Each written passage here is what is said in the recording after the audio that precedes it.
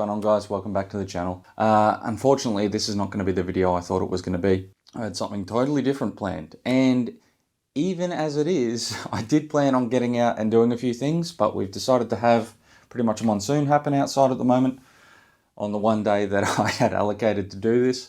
So here we are in this pretty sweet room. Exciting stuff, I know. But yeah, I just want to firstly start off by explaining why I just had the couple of weeks away. Most people aren't going to care, but I'll tell you anyway. I had had something in plan for quite a few months, about 4 months, 5 months, where I'd bought a built auto, ZF. Finally got that across, had the opportunity to get it in with Monster Talk, went to install it, and it was pretty much the worst case scenario. Now, I'm not going to get into any details. It's for me to know and nobody else to figure out. It's just, it is what it is now. So hopefully it's not a totally bad news story and we can make the best of it. It's still a potential that the box is not lost. So yeah, all I can say is fingers crossed at the moment, and hopefully we can make something out of it. If not, yeah, just basically learn my lesson. And I cannot stress enough, if you're going to buy something, especially sight unseen, do what you can to check it. Do what you can to cover yourself, at least financially. Get someone who really knows about the product to have a look at it first. You know, make sure you do everything you can to cover yourself, because it is all too easy these days, especially buying from sight unseen, to get ripped off, essentially. So just a word from the not willing to be wise. Yeah, make sure you cover yourself as much as you can, because it's really not worth the headache, I can tell you. And where you can, if you've got the funding and you've got the ability, just buy it new. That way you know exactly what condition it's in, you know exactly how it's been treated, and it's always going to be the best way to go. But obviously understand, and like myself, sometimes certain things are just too high a price point, and sometimes 2 deals are too good to be true. So yeah, lesson learned, and hopefully it's not all lost. So yeah, see what happens. Alright, no more Donnie Downer. Let's get on to the first thing that I've done on the car. Now, I'm going to flash some photos up in a second, but one thing that I never had in the car since owning it is floor mats. Whoopie-doo, right? But it was something that I always wanted to have, and there were no more factory ones available of the FPV floor mats or caps that I could find. I've asked them. They couldn't find any in the system. So if anyone knows of any, you've done better than me. But out of that, I got recommended to a company called Matcraft Australia. Now, they're here in Perth, privately owned business. Really killer service, awesome guy, great to deal with, super fast turnaround, and a quality product. So what I did is, he can do custom dimensions, he can do whatever. He had ones that he had all the dimensions for FG Falcons.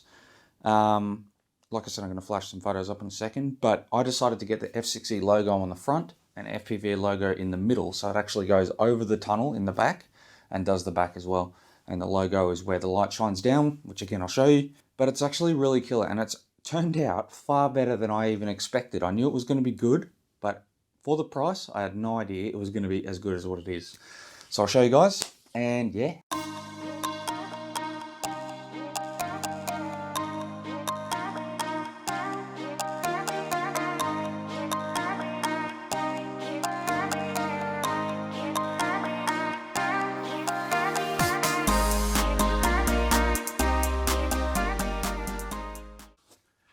Here it is, the passenger side front, but to give you an idea, these are the mats. So really, really nice fabric, super thick, Velcro backed, or at least semi-Velcro backed, so it doesn't slide around as much. All stitched in-house, as you can see. Super, super killer. Like, I don't know how you're going to be able to see that, but really awesome. And the set only cost me around $190, and that was with clips to actually mount it on the front. So even gave you the factory clips as well, which worked perfect because I managed to find a guy named Simon Varvaruc. I'm going to put his name down. I've probably stuffed his name up, to be honest, but I'll put his name up in the description. And what he actually does, get it off here, is the FPV caps for the front mount, which FPV no longer do. Now, the factory ones are aluminium, and they're almost like a printed FPV logo.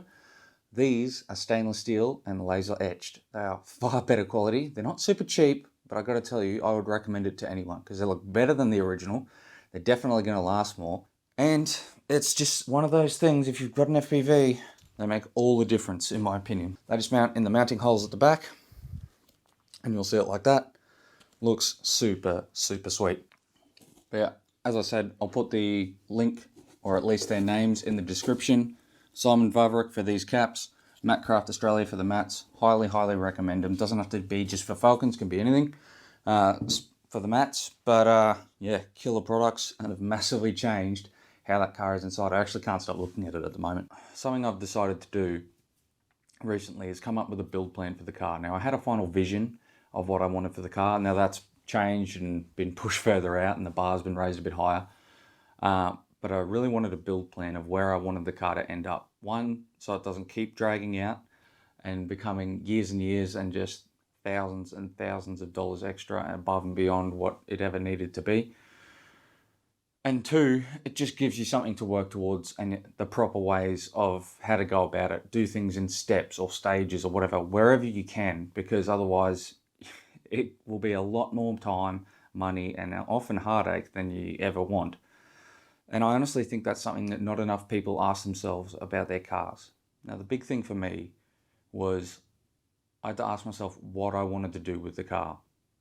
Did I want it to be a street car 100% of the time? Yes. Did I want to go to events like show and shines and things like that? Yes. Did I want it to be reliable? Yes.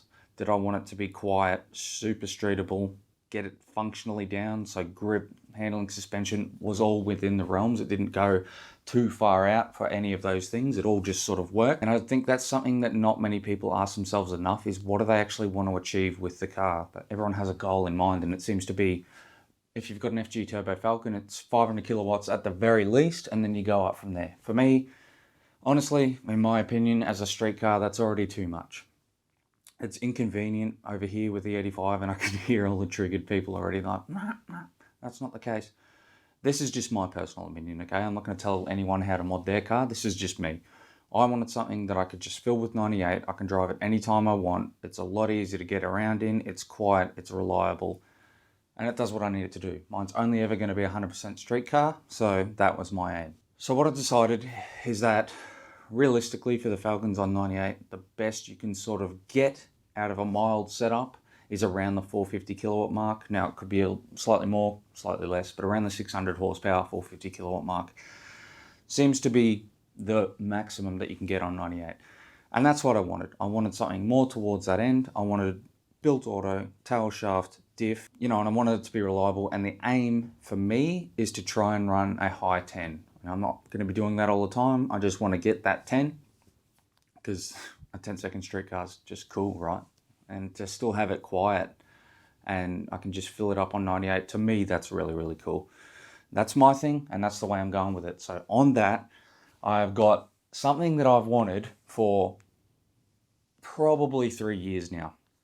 When I first moved across to WA from Brisbane, I saw these turbos and I was seeing more and more of them going to FG Falcons, and I just wanted one. And it was almost seen as unattainable because they were a lot of money and they've just kept going up and up in price lately, this whole COVID thing. But I finally got the opportunity to buy one. Now it is near new secondhand. It's got very, very low Ks on it. It's been well looked after, and Monster Talk has tuned it, and it all checks out. And I physically checked this one, so we're not going to have any of the headaches. Fingers crossed. Here it is. Now it's covered up, as I said, near new secondhand, so obviously it's got to be covered up at the moment. But this is, for those who cannot tell from that there, it is a 6466 Gen 2 turbo. It's going to have a 45mm external gate on it. It's going to not be a screamer. No, I know another few triggered people in the comments, no doubt. It's going to be plumbed back in. But on top of that, I've also managed to pick up an X-Force 4-inch exhaust, so we can make that power figure attainable.